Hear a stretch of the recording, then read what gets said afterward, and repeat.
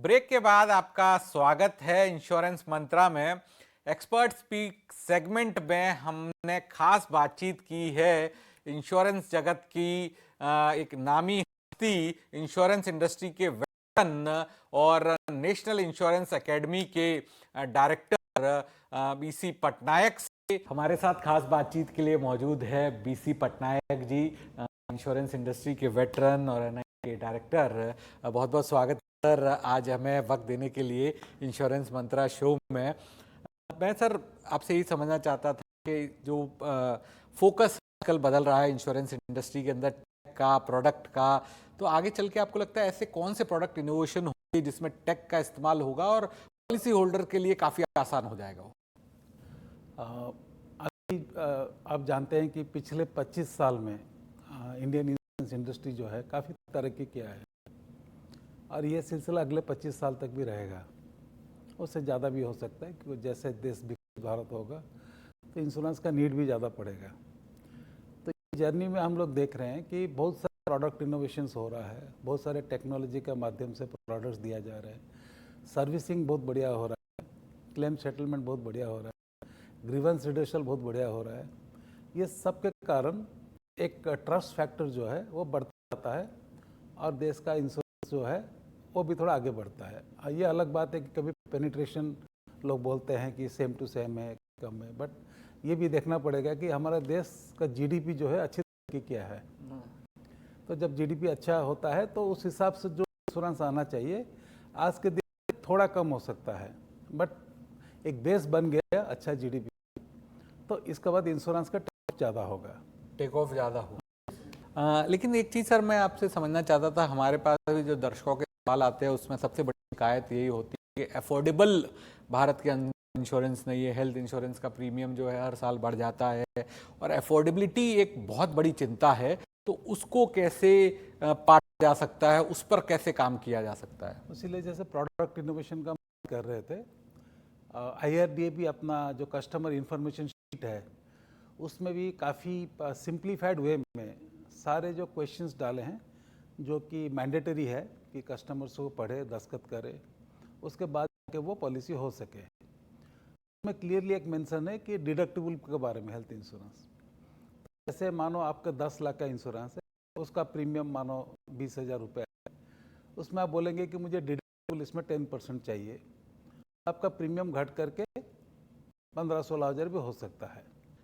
Public को इतनी जानकारी नहीं है इसकी। वो जानकारी क्या होता है कि जैसे वो कस्टमर इंफॉर्मेशन शीट है, जब थोड़ा सा पढ़ना तो आजकल क्या होता है कि हर चीज़ के लिए जैसे आप मोबाइल फ़ोन यूज़ करते हैं, थोड़ा बहुत जानकारी नहीं रखेंगे तो बहुत सारे नुकसान भी हो सकता है।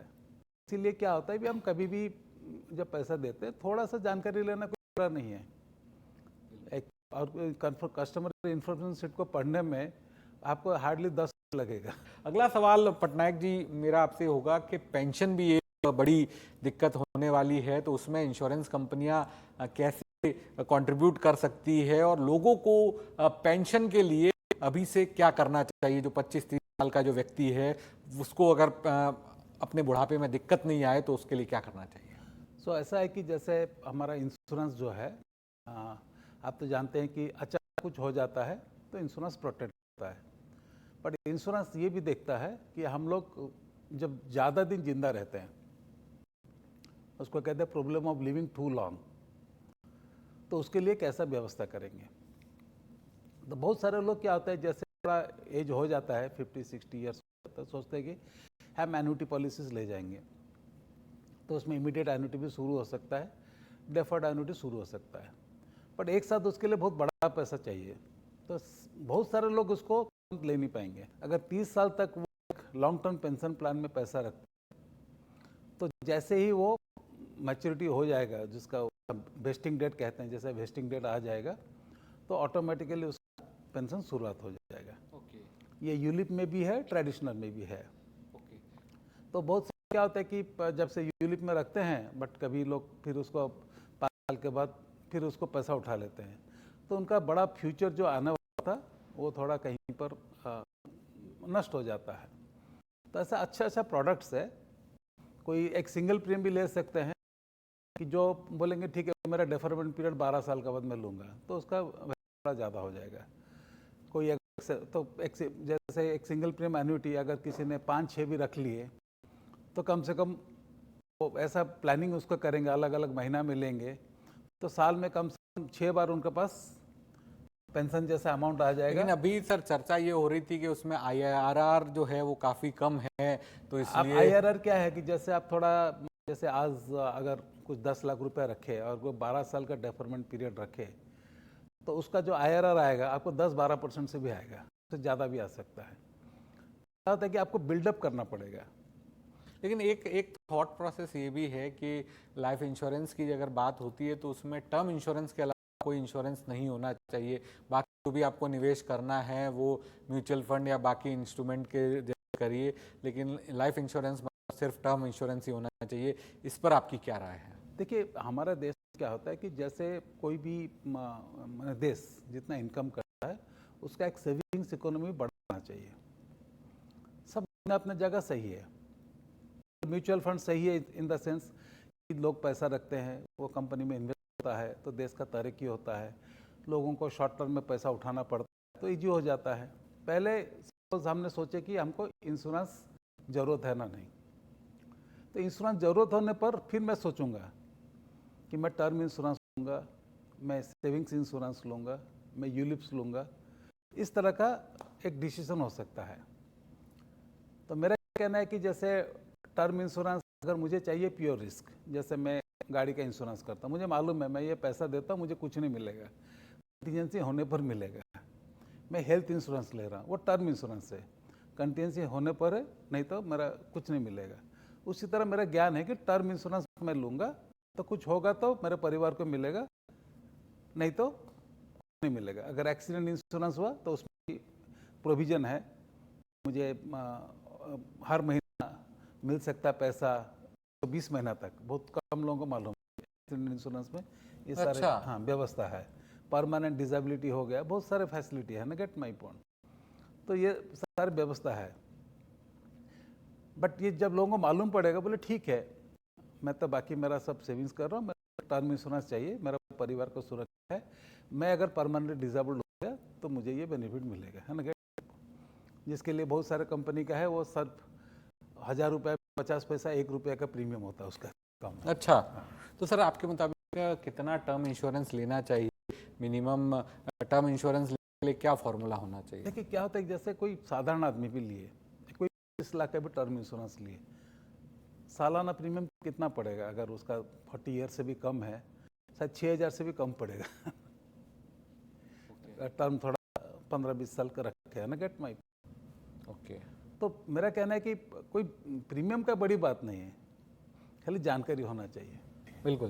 तो सेकंड लास्ट सवाल मेरा, रूरल इंश्योरेंस पर आपकी क्या राय है इस पर, और क्या काम करने की जरूरत है? तो रूरल इंश्योरेंस में सबसे बड़ा तो हम लोग धन्यवाद देंगे कि प्रधानमंत्री का जो स्कीम्स है, जीवन ज्योति योजना, पीएम सुरक्षा योजना, है ना नहीं, तो उसमें क्या होता है कि लोग जिसका भी बैंक अकाउंट है सिर्फ 436 रुपया दे करके 2 लाख का इंश्योरेंस हो गया और काफ़ी बेनिफिट हो रहा है, बहुत लोगों को क्लेम मिल रहा है, परिवार बहुत सुरक्षित हो रहे हैं। तो रूरल डिस्ट्रेस आप देखेंगे घट रहा है, बहुत सारी चीज़ें, क्रॉप इंश्योरेंस के लिए रूरल डिस्ट्रेस घट रहा है, जीवन ज्योति बीमा योजना के लिए रूरल डिस्ट्रेस घट रहा है, उसी तरह सुरक्षा बीमा योजना सिर्फ 20 रुपये है। सिर्फ 20 रुपये में आपका 2 लाख का एक्सीडेंटल इंश्योरेंस कवर होता है। ओपीडी इंश्योरेंस जो है वो कितना जरूरी है? क्या लोगों को ओपीडी इंश्योरेंस लेना चाहिए? हाँ, ग्लोबली ओपीडी इंश्योरेंस बहुत बड़ा है और इंडिया में भी बहुत इंश्योरेंस कंपनी आईपीडी के साथ ओपीडी दे भी रहे हैं। हाँ, अभी ज़्यादा प्रचार नहीं हुआ है, बट जैसे जैसे नीड बढ़ेगा, लोगों का डिमांड बढ़ेगा तो होगा। खाली ओपीडी इंश्योरेंस ठीक है अभी तक तो है नहीं, बट कोई भी कंपनी शुरू कर सकते हैं। लॉट ऑफ फिनटेक कंपनी शुरू करते हैं, लॉट ऑफ कंपनी जो वेलनेस को जोड़ते हैं, वो भी उनका एक दिन भी बाइट आएगा, हम लोग भी इसको ओपीडी इंश्योरेंस में भी कुछ मदद कर सकते हैं। तो एक इकोसिस्टम को और एक्सपीरियंस, इंश्योरेंस होता है कि एक्सपीरियंस पर ही प्रोडक्ट निर्भर करता है। जैसे जैसे एक्सपीरियंस हमारा होगा अच्छी तरह कि ये भी बढ़ेगा, तो कोई भी चीज़ जो वर्ल्ड वाइड अवेलेबल है इंडिया में नहीं होगा ऐसा बात नहीं है, होगा, वो सब इंडिया में होगा अवेलेबल। बट वो जो हमारा प्रोडक्ट्स अप्रूव करते हैं, एक्चुअलीज अप्रूव करते हैं, उनको चाहिए डेटा, उनको चाहिए एक्सपीरियंस, तो उसके बेसिस पर प्राइसिंग होता है, उस हिसाब से वो करते हैं। बहुत सारे हो रहा है, आगे चल के भी होगा, ऐसा कोई बड़ी बात नहीं है। तो इंडियन इंश्योरेंस मार्केट बहुत बड़ा बनेगा, अब एग्जिस्टिंग है उससे बहुत बड़ा बनेगा और लोगों के लिए फ़ायदा है। कोई भी ये जब इंश्योरेंस एक सर्विस है, तो इंश्योरेंस सर्विस जितना बढ़ेगा देश का आर्थिक स्थिति भी उतना सुदृढ़ होगा, लोगों का डिस्ट्रेस कम हो जाएगा, उनका साइकोलॉजिकल वेलबींग बहुत अच्छा रहेगा।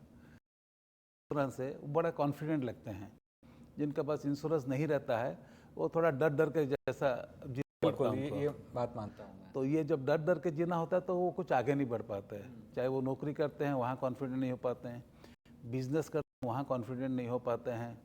तो ऐसा उनका हर समय टेंशन बढ़ जाता है, स्ट्रेस बढ़ जाता है और स्ट्रेस एक बड़ा किलर है ना। नहीं तो इंश्योरेंस होने पर क्या होता है, ये टेंशन स्ट्रेस सब कम हो जाएगा और लोगों का प्रोडक्टिविटी बढ़ जाएगा। और जब भी कोई इंश्योरेंस इंसिडेंट होगा, जब इंश्योरेंस कंपनी के माध्यम से बेनिफिट मिलेगा, सो देश का स्ट्रेस भी कम हो जाएगा, सोसाइटी का स्ट्रेस भी कम हो जाएगा। तो ये इंश्योरेंस का बेनिफिट है। तो हम तो करते रहे आ रहे हैं, सरकार भी अपनी तरफ से कर रहे हैं। आपका रोल बड़ा है कि इसको कितना दूर प्रसार कर सकते हैं। तो आप देखेंगे कि इंडिया भी विकसित भारत होगा, एक विकसित इंश्योर्ड कंट्री भी हो जाएगा। बहुत बहुत शुक्रिया आज हमें वक्त देने के लिए और तमाम बातों को विस्तार से बताने के लिए। Thank you so much sir.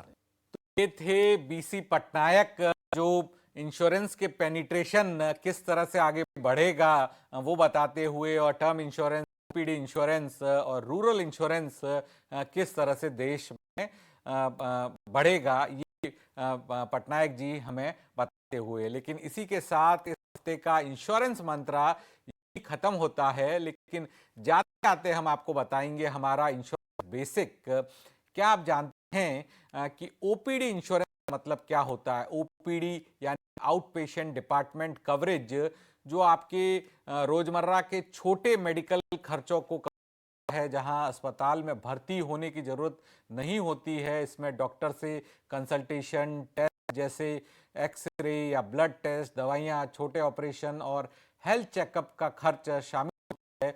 कुछ प्लान्स में फिजियोथेरेपी या एक्यूपंक्चर जैसे वैकल्पिक इलाज जो है वो भी कवर होते हैं। इसलिए याद रखिए कि ओपीडी कवरेज आपके रोजमर्रा के मेडिकल खर्चों को संभालता है, जबकि आईपीडी इंश्योरेंस अस्पताल में भर्ती और बड़ी बीमारियों के इलाज के लिए होता है। इसलिए सही कवरेज चुनिए, सुरक्षित रहिए। यही है हमारा इंश्योरेंस मंत्र।